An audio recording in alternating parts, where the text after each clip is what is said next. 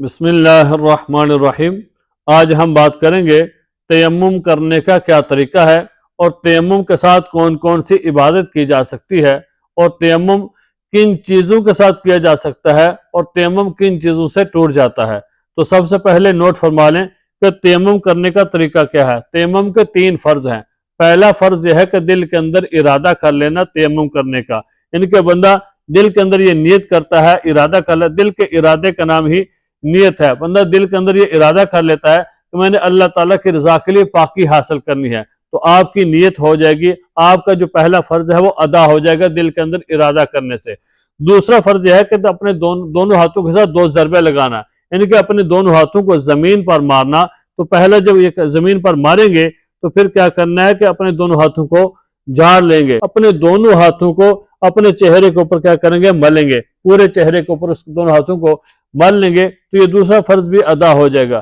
پھر تیسرے فرض کے لیے اپنے دونوں ہاتھوں کو زمین پر مٹی کے اوپر ماریں گے، پھر اپنے دونوں ہاتھوں کو جھاڑ لیں گے، پھر لیفٹ ہینڈ کے ساتھ کیا کرنا ہے کہ اپنے رائٹ ہینڈ کو کوہنی سمیت کیا کرنا ہے، اس کا مسح کرنا ہے، پھر رائٹ ہینڈ کے ساتھ لیفٹ ہینڈ کو کوہنی سمیت کیا کرنا ہے، اس کا مسح کرنا ہے۔ تو یہ آپ کا تیمم کرنے کا طریقہ ہے، اس طرح آپ کا تیمم ہو جائے گا یہ 3 فرض ادا کرنے سے۔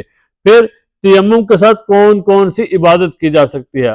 یاد رکھیں کہ تیمم کے ساتھ ہر وہ عبادت کی جا سکتی ہے جو آپ وضو اور غسل کے ساتھ کرتے ہیں۔ جیسے ایک بندہ وضو کر کے قرآن پاک پڑھتا ہے، نماز پڑھتا ہے، طواف کرتا ہے، تو اسی طرح تیمم کے ساتھ بھی بندہ وہ تیمم کر کے نماز ادا کر سکتا ہے، جو ہے قرآن پاک کی تلاوت کی جا سکتی ہے، طواف کر سکتا ہے۔ ہر وہ عبادت جو آپ وضو کے ساتھ کر سکتے ہیں وہ تیمم کے ساتھ بھی کر سکتے ہیں۔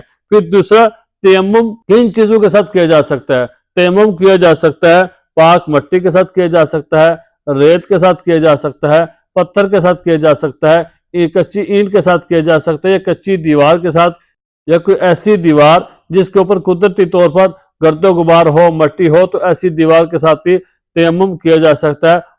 پھر تیمم کن چیزوں سے ٹوٹ جاتا ہے۔ یاد رکھیں کہ تیمم ہر اس چیز سے ٹوٹ جاتا ہے جس سے وضو اور غسل ٹوٹ جاتا ہے۔ جیسے پیشاب اور پیخانہ کرنے سے وضو ٹوٹ جاتا ہے، اسی طرح پیشاب اور پیخانہ کرنے سے تیمم بھی ٹوٹ جائے گا۔ جس طرح ہوا خارج ہونے سے وضو ٹوٹ جاتا ہے، تو اسی طرح ہوا خارج ہونے سے تیمم بھی ٹوٹ جائے گا۔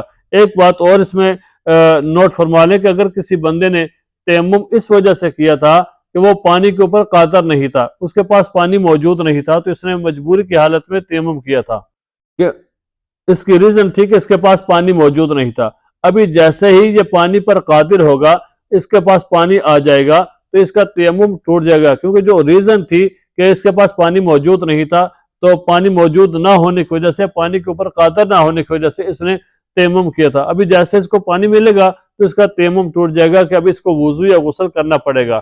پھر دوسری چیز کہ اگر ایک بندے نے تیمم اس وجہ سے کیا تھا کہ بیماری کی حالت میں اس کو ڈر تھا کہ اس کی بیماری جو ہے وہ زیادہ بڑھ جائے گی، یا اس کا جو زخم ہے وہ خراب ہو جائے گا، تو اس وجہ سے اس نے تیمم کیا تھا، پانی استعمال نہیں کیا، وضو نہیں کیا۔ تو ابھی جیسے ہی اس کی وہ بیماری ٹھیک ہوگی، اس کا جو زخم ٹھیک ہوگا، تو یہ اس کا تیمم ٹوٹ جائے گا، کیونکہ جو ریزن تھی وہ ریزن ختم ہو گئی ہے، وہ وجہ ختم ہو گئی ہے۔ تو ابھی جیسے اس کی بیماری ٹھیک ہوگی تو اس کا تیمم بھی ٹوٹ جائے گا، اس کو وضو کرنا پڑے گا۔ اگر اس نے وضو کے بدلے میں تیمم کیا تھا تو وضو کرنا پڑے گا، اگر غسل کے بدلے میں تیمم کیا تھا تو اب اس کا جو ہے اس کو دوبارہ غسل کرنا پڑے گا۔ تو یہ طریقہ تھا تیمم کرنے کا، اور جو صورتیں میں نے بتائیں کہ تیمم کے ساتھ کون کون سی عبادت کی جا سکتی ہے، پھر تیمم کن چیزوں کے ساتھ کیا جا سکتا ہے، تیمم کن چیزوں کے ساتھ ٹوٹ جاتا ہے، تو یہ چیزیں نوٹ فرما لیں۔